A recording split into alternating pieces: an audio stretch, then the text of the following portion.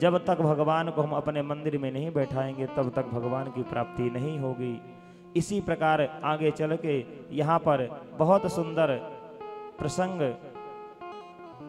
माता देवहूति कहती है कि प्रभु बेटा अच्छा ये बताओ कि जीव जब जन्म लेता है कैसे रहता है, जीव की क्या है। तो यहाँ जीव का वर्णन है। कपिल भगवान कहते हैं कि गर्भवासम समम दुखम न भूतो न भविष्यति।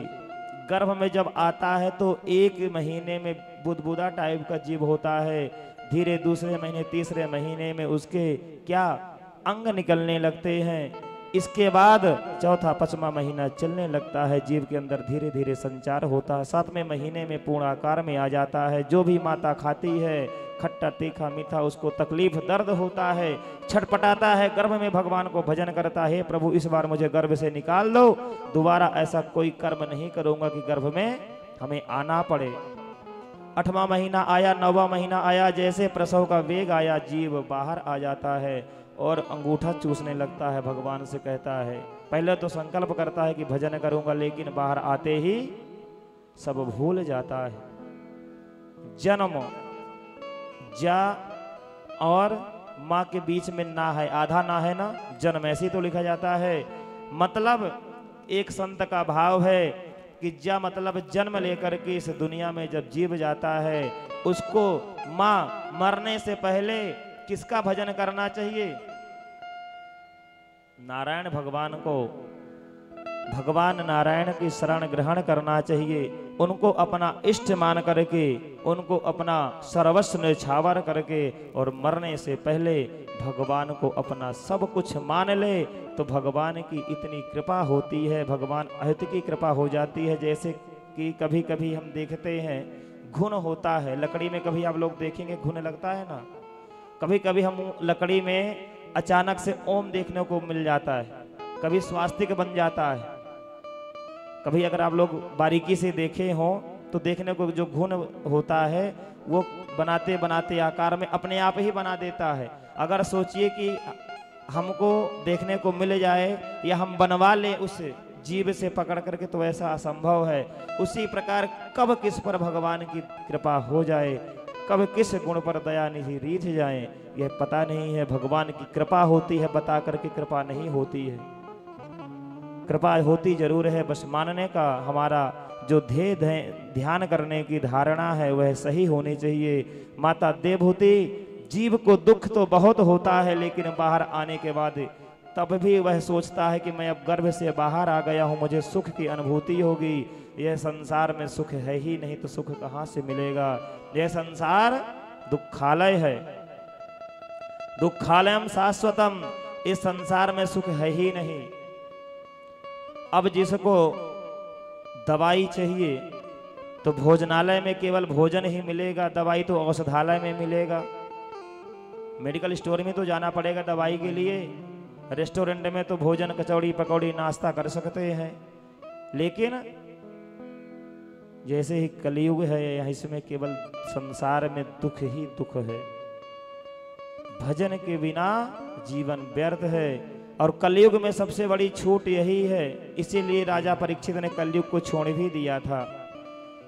जो समय सतयुग में, त्रेता में, द्वापर में फल जितना कठिन समाधि तपस्या करना पड़ता था, कलयुग में केवल अगर माताएं बहनें झाड़ू लगाते समय, पोंछा लगाते समय, बर्तन धुलते समय भगवान का माताएं कीर्तन करती हैं, भजन गाती हैं, वही फल जो आज एक संत बैठ करके कम से कम 6 घंटा भजन करता है वह आप लोगों के लिए सहज ही प्राप्त हो जाता है। लेकिन हम लोग झाड़ू लगाते हैं,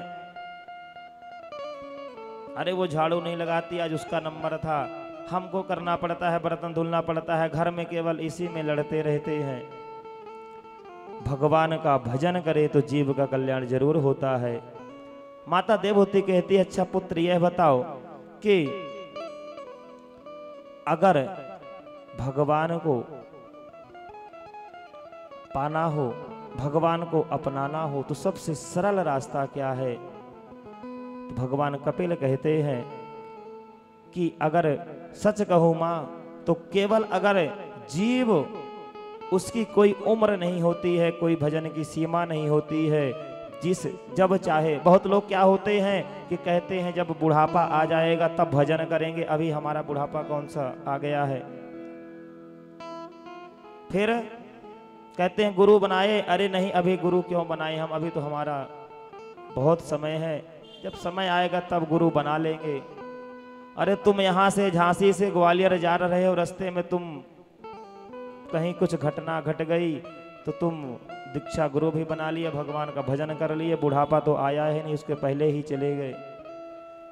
इसीलिए भजन की कोई सीमा नहीं होती है। और इस दुनिया में जैसे कहा कोई सुख नहीं है। दीन कहे धनवान सुखी, धनवान कहे सुख राजा को भारी। जो दिन गरीब होते सोचते बड़े अमीर वाले जो उद्योगपति हैं, फैक्ट्री वाले सुख रहते हैं, सुखी में रहते होंगे, वह भी सुखी नहीं है। मैं बहुत घरों में अच्छे अच्छे जो उद्योगपति हैं उनसे भी कथा किया हूँ।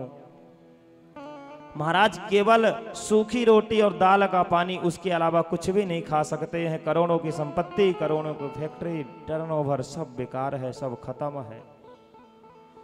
जो धन हमने कमाया और अपने उपयोग में नहीं लाया तो क्या मतलब है। धन की तीन ही गति होती है, यह तो धन का उपभोग कर लो, या तो धन को क्या करो, सत्कर्म में करो, नहीं तो आने वाली पीढ़ी ऐसी होगी कि जितना भी हम पाई पाई पसीना अपना बहा करके इकट्ठा करेंगे, घर में कोई ऐसा नालायक पुत्र हो जाएगा, सारा धन बर्बाद कर देगा, कई पीढ़ियां बर्बाद कर देगा। इसलिए बड़े ही विचार से और कथा में बालकों को, बच्चों को जरूर लाना चाहिए, क्योंकि संस्कार हमें कथा के माध्यम से ही मिलते हैं। आगे कथा आप लोग सुनेंगे। जब माताएं गर्भ से हो, पेट से हो, 7वें 8वां महीना चल रहा, तब तो और कथा सुननी चाहिए। उस टाइम जैसा माता का भाव होता है, पुत्र ऐसा ही होता है। ज्यादा मन में चिंता नहीं होनी चाहिए, ज्यादा मन में किसी भी प्रकार से किसी से न लड़ाई न झगड़ा। मन को शुद्ध रखो, भगवान से जितना ज्यादा से ज्यादा भजन करिए, कथा सुनिए। ऐसे ही सात्विक प्रकार का बच्चा जन्म लेगा, जो हमारे आने वाले समय को, आने वाली पीढ़ी के लिए एक अच्छा ज्ञानवर्धक बनेगा। इस जीवन में कोई सुखी नहीं है, लेकिन भगवान को अगर प्राप्त करना है माता, तो केवल प्रभु को अपना लो। इतना सुंदर आज कपिल जी ने, भगवान ने माता